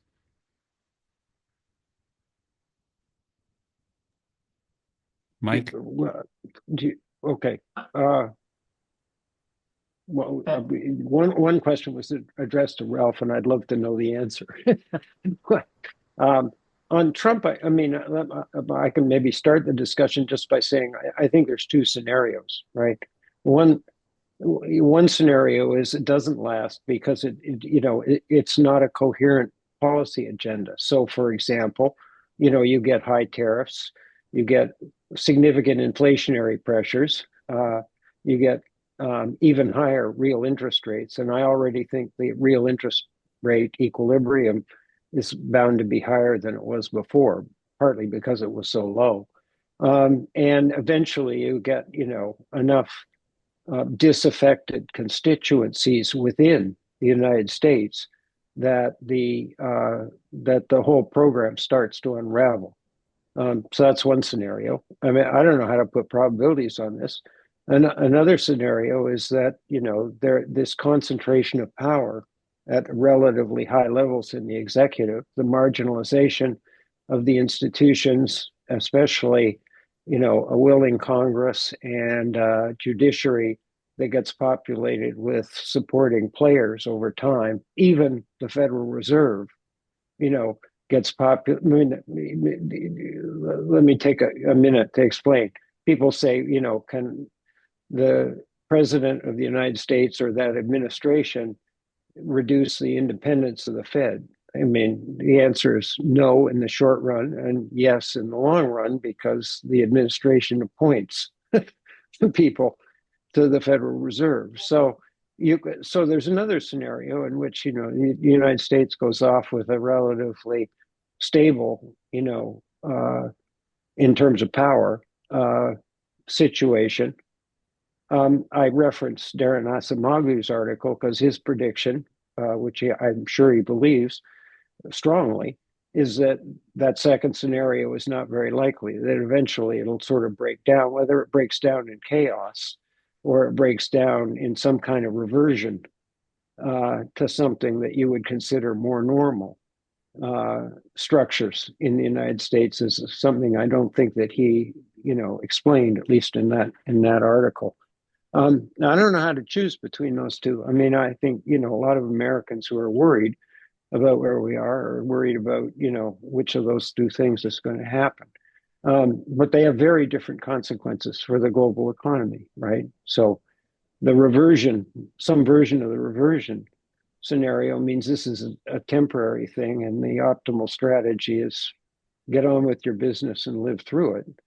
And the other one is you take a fairly major chunk of the global economy associated with the American economy in all the dimensions of globalization that we've talked about, and remove it. And that's why I said I thought one reasonable scenario would be a multilateral system that is somewhat more complicated and fragmented, whose sponsors are the kind of major players, not including the United States. So before we reach there, do you expect a period of the trade war and chaos? Yes. Seems likely, yeah. Otherwise, we cannot get there, right? Now, okay. So I think Ben Holmstrom wants to say something. Ben. Well, I'm looking at this Trump actions, from trying to figure out what is his objective function.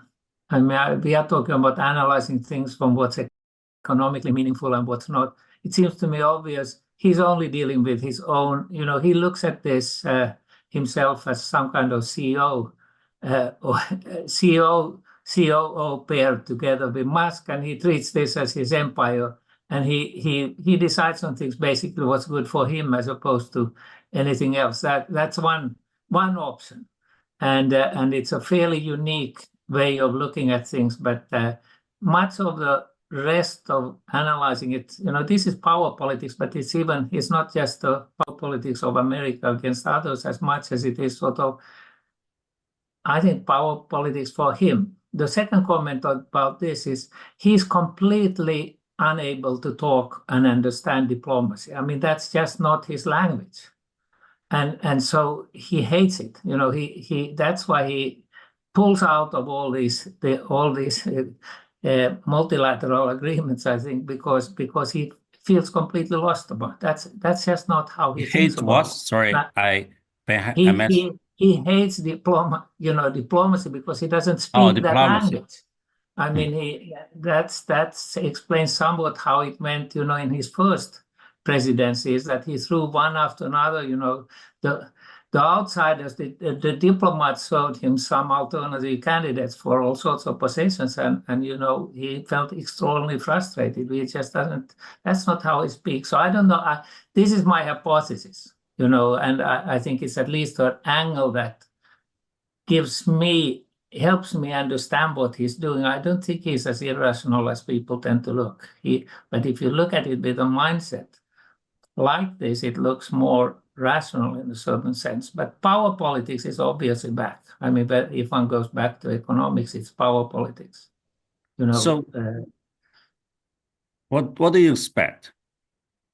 No, I think I'm going with my point is I think it's important to try to read his mindset, because he is obviously in charge of almost everything right now. I mean, I don't know what will happen as we go down the road, and some hurdles come in his way. But so far, he is working as if he's going to get everything through, and he's going through like a CEO, trying to. I mean, that's why he just feels that this is that's what he is, the CEO of America, and that's a very comfortable position for him. Is my point. Okay. So let me go back to, let's finish the question just now. I think it's the rough. So just now, I just mentioned this. Mike was talking about that we might after some kind of chaos, maybe we're going to reach some kind of globalization light.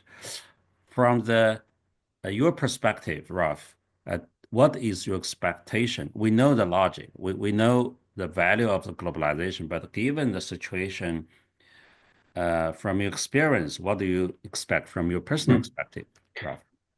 I was hoping you would forget me long, because it's a difficult question for me to It's only answer. your Of course, personal perspective. of course, it's not easy for me to answer. But I would say it's what's the saying? It's always hard to make predictions, especially when they're about the future, something like that. So I think it's similar now, and I would just say, before we worry about the system falling apart and talking ourselves into this becoming some sort of self-fulfilling prophecy, I would just reiterate that so far things are still relatively stable. So we don't see any deglobalization, even though we've been talking about deglobalization for many years. So far, we still have 80%, more than 80% of world trade, world merchandise trade, that is being conducted under the MFN tariffs negotiated here at the WTO. More than 80%. I mean, that's huge. So the vast majority of global trade today is still running according to the rules. And I was talking before about the importance of policy uncertainty, and I think that's really the main thing that has changed, of course, now that we don't really know what is going to happen, and that alone is, of course, going to be difficult also for international trade. If you're an investor now, thinking about investing on a firm, thinking about investing into exporting, or thinking about investing into importing, we know there's huge fixed costs involved in international trade. Of course, the uncertainty alone is going to affect your choices. But given that these expectations are so important, I also think it's important not to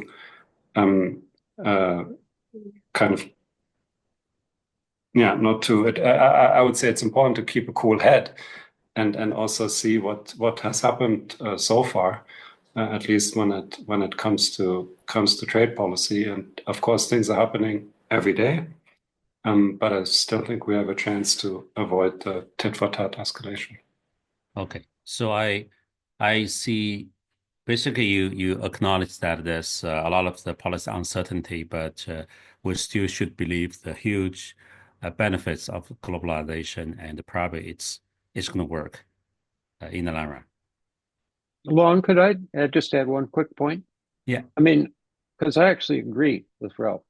Um, if you go back 25 or 30 years, the fraction of the global economy in terms of demand that was in developed economies was huge. Uh, and and if you pulled the United States out of that, you'd produce kind of chaos. What another way of saying what Ralph is saying is because of the enormous growth in the emerging economies, not to mention throwing in Europe, you have a significant fraction of the global economy can get on with its business of, trading in a beneficial way, and investing and doing the other things. And that's a much more opportunistically stable and resilient situation. I think it's exactly right. Right. Okay. Cool. Marshall, you want to say something? Long, thank you. So this is a question for any of the first several speakers. I really appreciate the improved understanding and prediction for globalization. You articulate a number of good and bad outcomes, but I would ask you, consider the audience here. What would you recommend we do to avoid the bad outcomes and actually pursue the good outcomes? I've heard a number of different policy analyses and different perspectives on the views of the Trump administration, but there's explanation, there's prediction, and there's control. What would you suggest that we do in order to effect or control the good outcomes relative to the bad outcomes? And again, any of the first several speakers. I would like to hear too. But maybe let's give them a little bit of time. Mike. I mean, okay, Ralph. I mean, I'm happy to.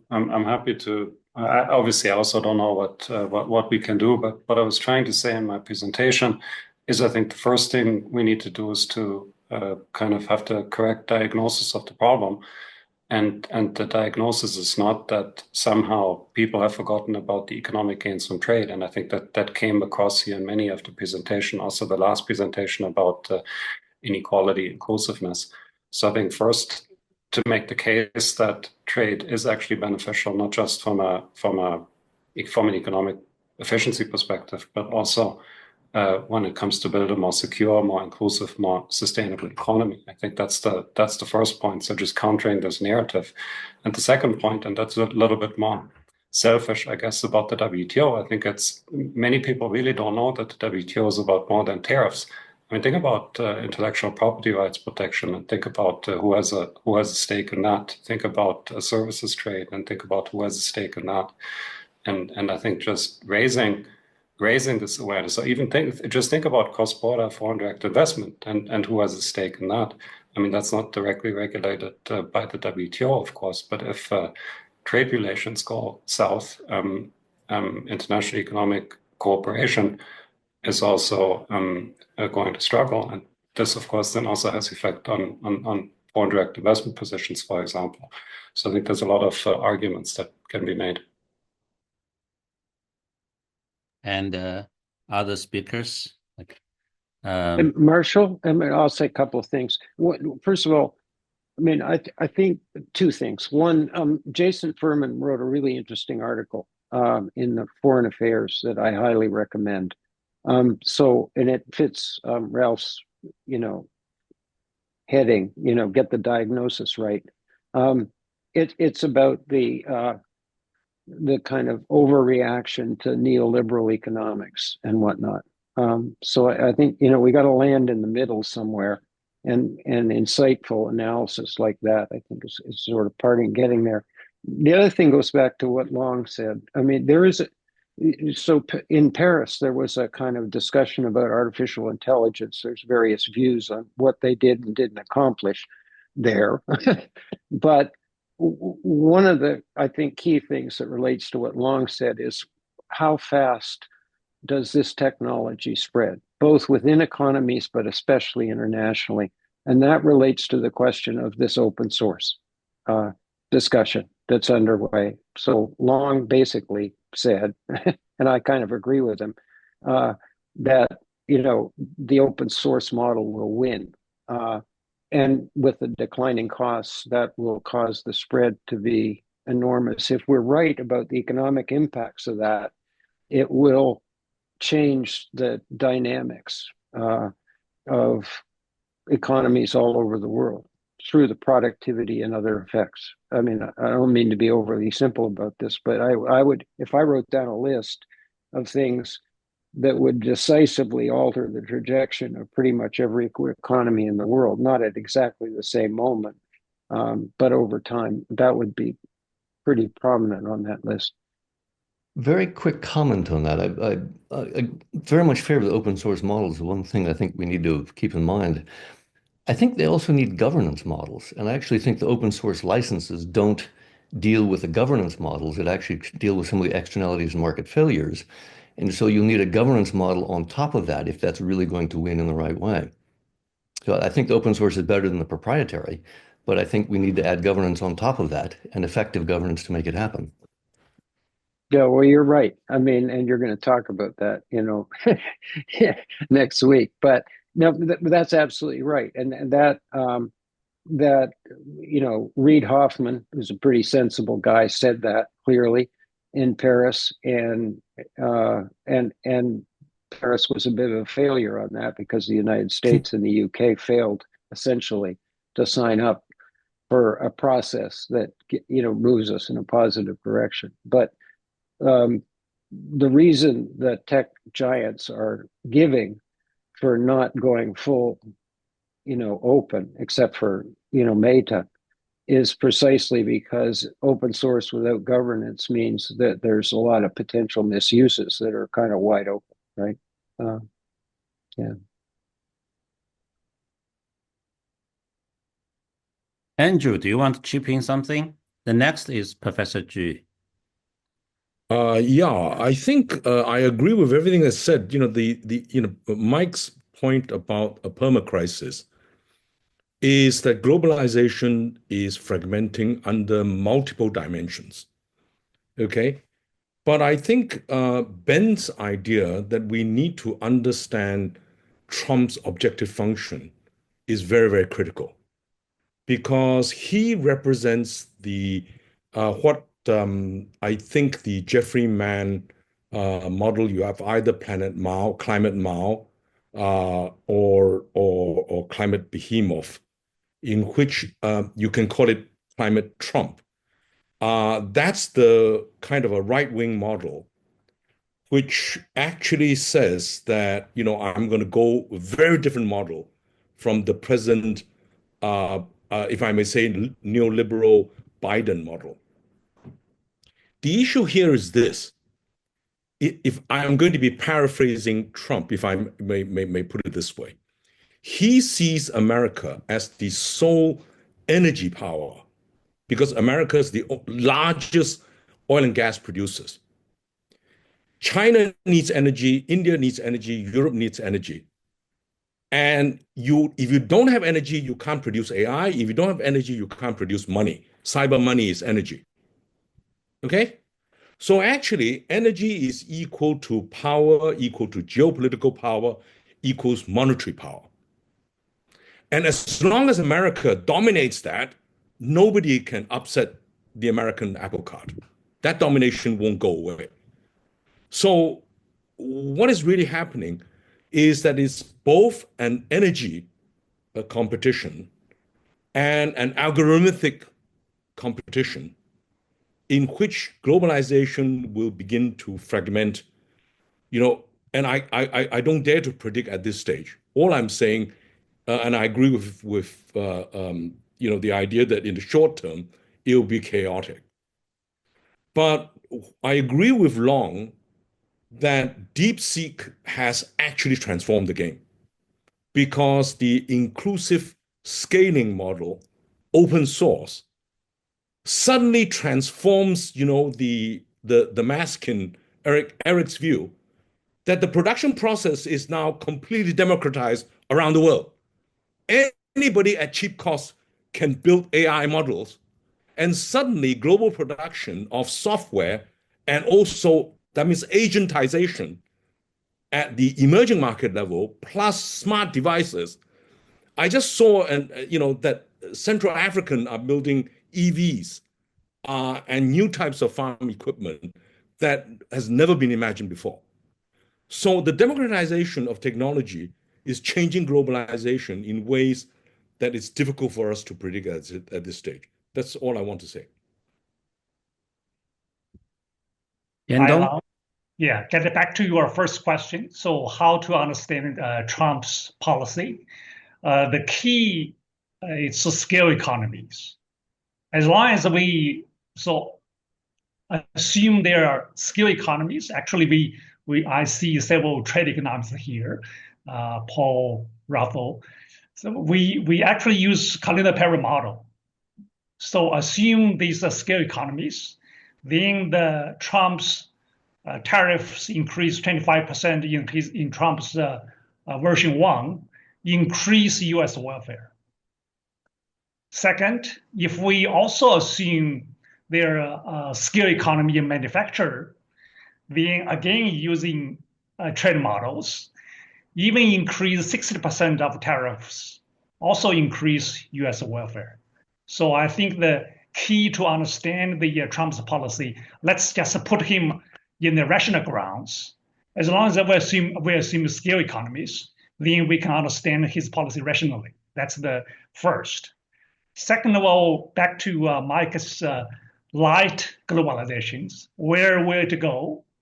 We think it will go tripart structure.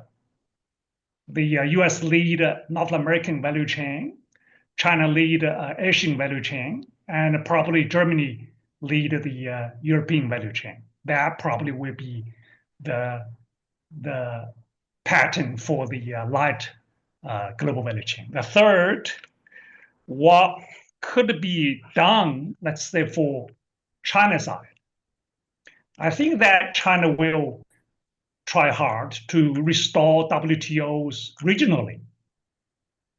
China can restore WTO, restore globally, but can do it regionally, say in Asian region, and try to restore WTO rules.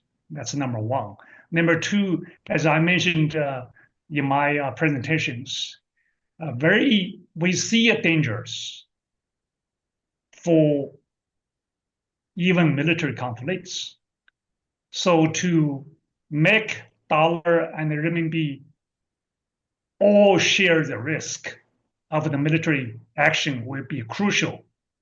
And so capital account liberalization for China would be crucial for China. So let me just discuss briefly. Thank you. Thank you.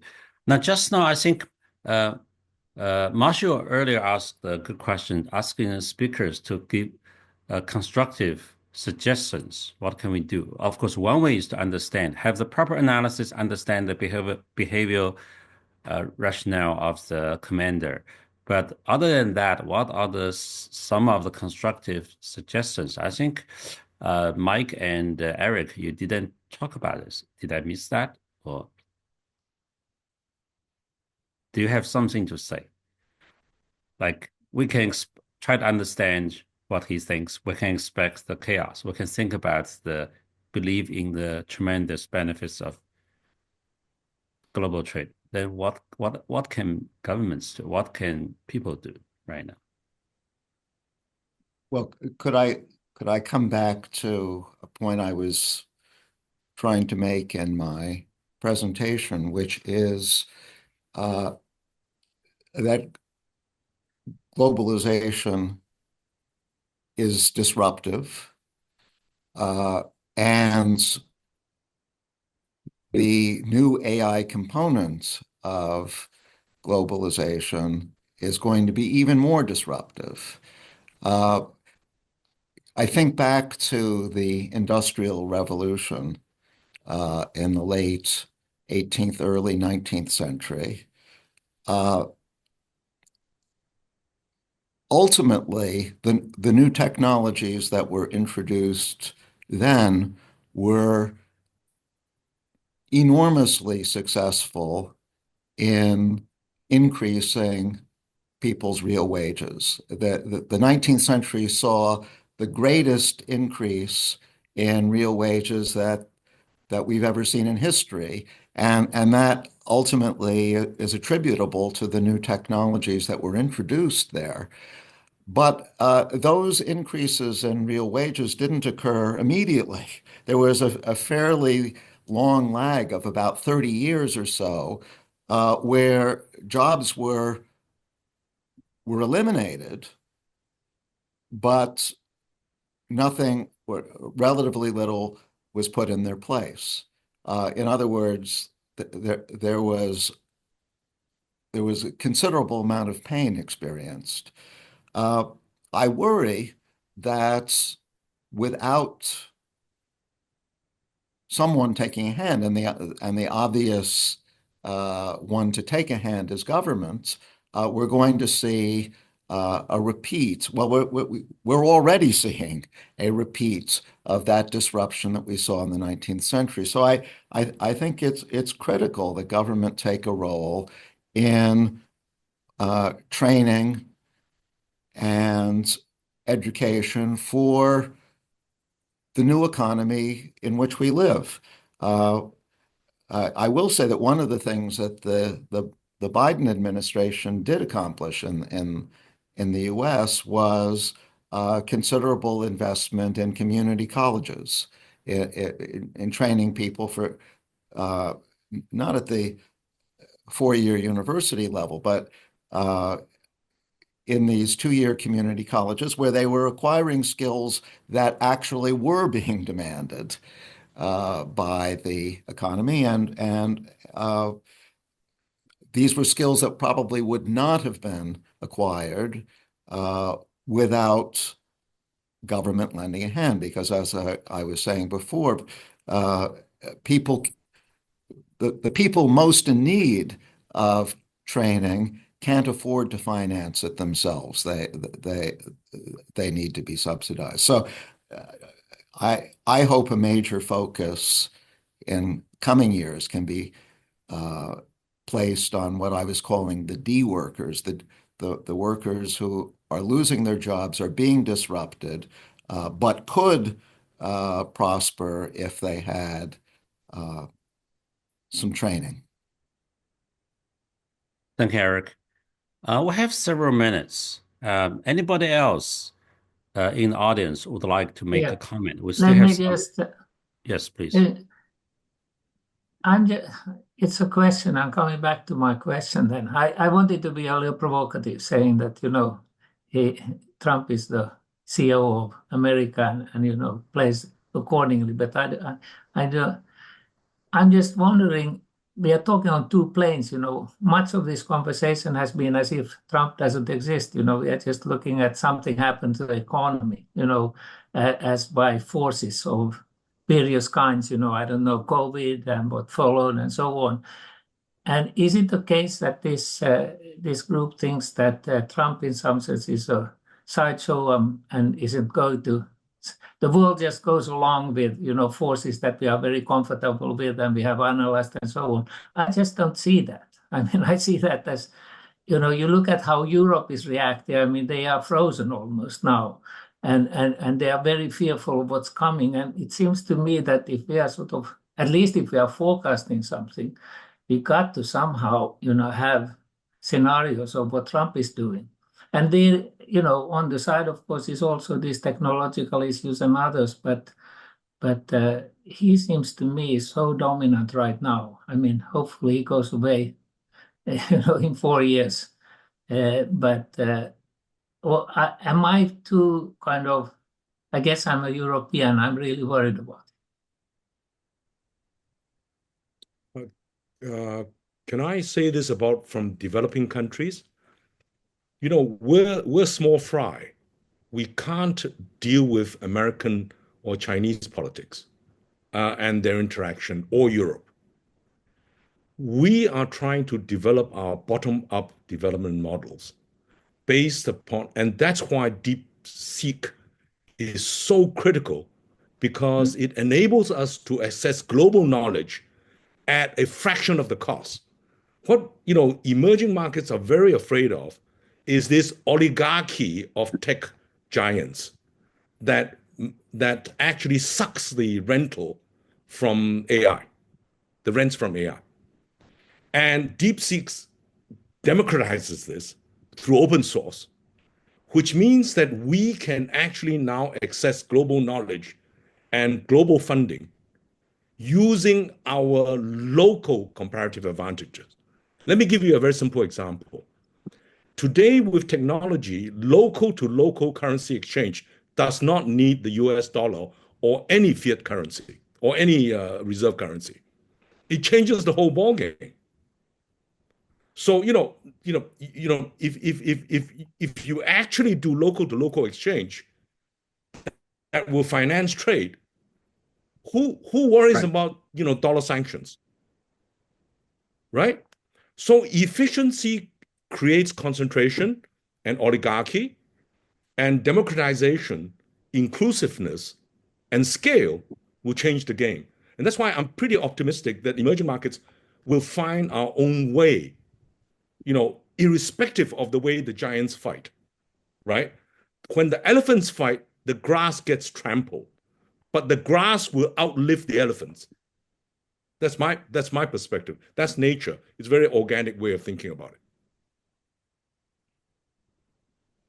Yeah, Long, I might say a word. I agree with Andrew. But Bank, I hope we didn't leave you with the impression that we thought Trump was sort of a non-event, except a mild sort of change in, or addition to the trajectory we were on. I mean, there's an element of truth in that, but I didn't get to talk about Europe, but I do think Europe's in kind of serious trouble right now.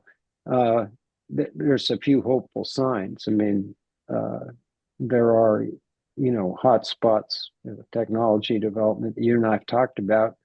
There's the start of commitment of fairly major resources to the thing. The thing that worries me most about Europe, I mean, I think the problem's pretty easy to identify if you read the Letta and Draghi reports, right? I mean, it's just a failure to leverage its scale by leaving it all kind of balkanized and, you name it, capital markets, service markets, financial markets, etc. But the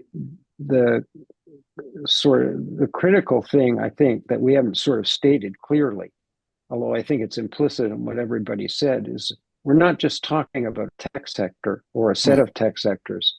It's nice to have AI, it's nice to have progress in quantum computing and whatnot, but we're talking about technologies that are going to transform every single sector of the economy. If that's not true, then the prediction about the productivity surge is just plain wrong, right? It's the maximal version of a general purpose technology, and the question the open question, at least as far as I'm concerned, is whether the traditional industrial sectors, take Germany, has enough software engineers and enough of a commitment to engage in this so that there's, down the road, we're talking 5 to 10 years, they've had another one of their restorations of competitiveness and so on. I think that's that's the open question now. The estimates are that Germany is short of 100,000 software engineers. You cannot transform these traditional industrial sectors without those people. You just can't do it, right? I mean, everybody knows the shortfalls. We have no domestically resident cloud computing system. Maybe DeepSeek will sort of quasi-solve that problem. As I'm painting a bleaker picture than, is probably needed, but there's a pretty serious change in kind of direction that's needed in Europe if we're not going to fall behind. And if we do fall behind, then we'll be less of a significant player as an economy in the global economy than we could be. And that would significantly modify the way the world looks, when you look at the two giants that are competing now. I do want to chip in a little bit. So I think in the past sessions and Ben and we all talk about, we kind of lamented about the situation in Europe. I do believe that technology is entering into a new stage that it gives many countries opportunities to catch up because you don't really need to spend a lot to do that anymore. It becomes very democratized. So I think that is, we've been talking about this. Now, finally, I think coming back to Ben, I've been reading X these days. So I think one of the clues to understand Trump is that you see they publish policies every second or 3 hours on X, you know. So I think the politics is being socialized on these medias. So essentially, we have a lot of the quick response from the society. And because I think Trump and his team believe that they are serving his people. And those people have really quick response to right or wrong. And I'm really impressed. I'm not with this change. I do think that one clue to understand is that if that sours, then it will really affect him because he's teaming up with that social media support to against the current institutional arrangement. That's my take.